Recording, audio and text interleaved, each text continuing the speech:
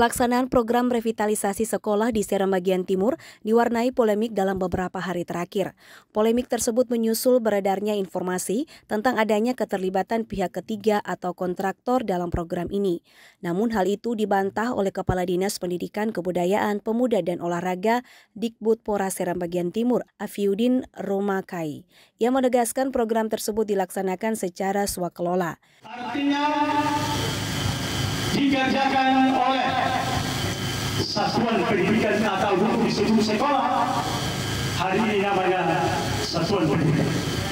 Kalau ada cerita soal siapa pihak ketiga atau kontraktor, selaku Kepala Dinas hari ini saya nyatakan itu tidak benar. Program revitalisasi sekolah yang dibiayai dengan APBN itu dilaksanakan secara swakelola oleh pihak sekolah dan masyarakat melalui Panitia Pembangunan Satuan Pendidikan atau PPSP. Pemerintah daerah melalui Dinas Dikbudpora hanya sebatas melakukan sosialisasi. Olehnya, mantan Kepala Bagian Unit Layanan Pengadaan SBT ini memastikan tidak ada pihak ketiga yang terlibat dalam program tersebut. Dari Bula Seram bagian timur, kontributor TVRI, Mansyur Boinau melaporkan.